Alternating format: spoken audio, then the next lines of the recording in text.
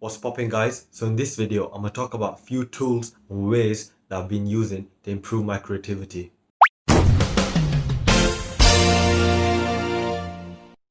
Before I get into explaining and listing out all of these tools, I think it's only logical for us to understand what the hell creativity is in the first place.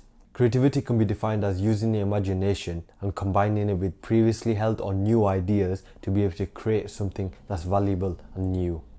Now, with this definition, you're probably wondering as to why I would want to be creative in the first place, but probably not since you're watching this video. But either way, the reason why you would want to become more creative is because right now we're living in a world that's heavily involved in AI, and one thing that AI is not able to do at this point in time or for a very long time is being able to think of new ideas and use creative imagination to be able to produce something new, as it heavily relies on data. But that's a different point. But essentially, right now, if you want to make yourself indispensable in the world of AI and being able to create a unique and generate new business ideas, solutions, or tips and tricks, it's only valuable and beneficial for you to become more creative. Now, one of the ways that I've been using to actually improve my creativity is something called image streaming. I first heard of image streaming when I was watching the Bayanese channel. Awesome content, by the way, you should have a look at it. I was going through his content and watching one video in particular.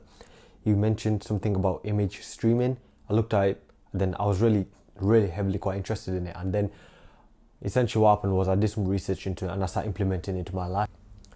And since integrating it into my lifestyle, I've personally noticed that I'm able to heavily visualize and being able to verbalize wherever I'm describing. Now, in addition to this as well, I've also noticed that I'm able to get several ideas from different aspects and combine them together and fuse them into one unique idea. I've done this on several occasions since adopting this tool into my repertoire. The whole process of image streaming is really quite simple. All you essentially have to do is find a comfortable spot, relax, and then close your eyes and then clear everything, and whatever appears in your eyes or imagination straight away, you describe it in much detail as you possibly can. Now, when I mean describing it in as much detail as you possibly can, I mean describe the thing from how it looks, how it feels, how it smells. I mean, if you're on a beach and you're visualizing a beach, you want to be able to feel the sand. Describe it in so much detail that it's almost if someone was there, they'll be able to actually visualize it themselves. Now, the reason why this idea works so well as opposed to so many other so-called creative imagination tools is because it uses both parts of your brain. Now, when it comes to imagination and creativity, over the years, we've most likely heard so many tips and tricks saying that, or once one person is heavily an auditory learner, or one person learns in this manner. Now, while you may have some preferences in your learning aspect, right, while you're also learning in your learning methods, generally as humans, we're visual people. Essentially, this means that it's much easier for you to be able to remember multiple faces and multiple locations as opposed to remembering a large collection of numbers. I mean, this makes sense because you're not a computer. This tool called image streaming essentially builds off this.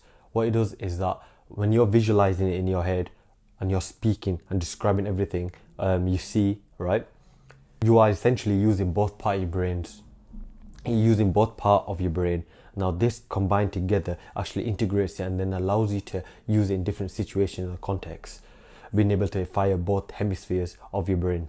I mean, even Albert Einstein, when they found his body and when they overlooked at his brain when he was dead, they found out that his brain, the corpus callosum, the middle part of the brain, was a lot more thicker than the average person's. And this means that essentially he used both part of his brain much more than every other person. I mean, look at what that got him.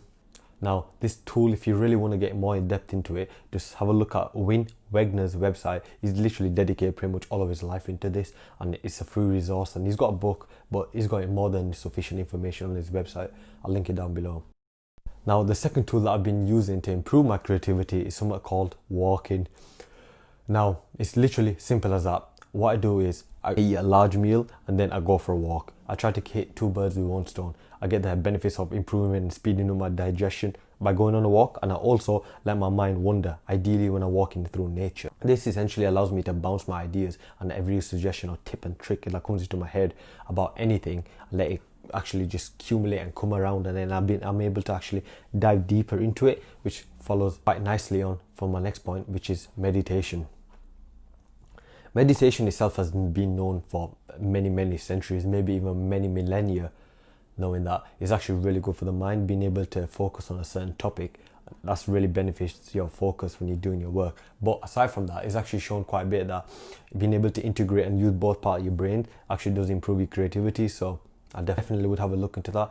But to be fair, I think this integrates really well with the fact that if you're doing image streaming, I would personally consider that as a meditation itself as well, because you're focusing on one point and you're describing whatever comes into your head first. So, I mean, you could really realistically, you could combine both meditation and image streaming together and get two birds with one stone once again. Now, the final method, or the final way or tool or trip, is not really a tool, is essentially a life skill, which is known as continuously learning. Now, creativity itself is using the imagination to be able to generate new ideas, right? As I described earlier on. But your whole imagination is quite limited if you only limit yourself in terms of the knowledge that you have.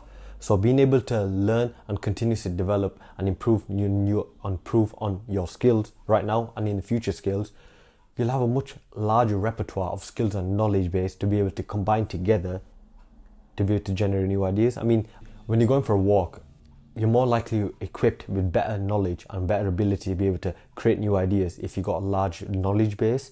If you've got such a simple mind and you've got only limit yourself to the exact same stuff that you've been doing for the last 5 years and learning the same stuff, there isn't going to be much creativity that's going to happen. But if you're constantly learning on a daily basis about new topics that are essentially out your realm, right? For example, learning about energy or, I don't know, trees or something like that, you are much likely to be able to combine those ideas together and be able to fuse them to create a new product or maybe create a revolutionary idea. So to conclude, those three things I just mentioned, which is the walking, the meditation and the image streaming, I feel as though are more than sufficient for an average person like us to be able to improve their creativity. So for this video, I think that is enough, but in future videos I'm going to cover a variety of topics, maybe covering intelligence as a whole and break them down from maybe working memory to maybe even fluid intelligence. So make sure to like and subscribe. Thanks for watching. Peace.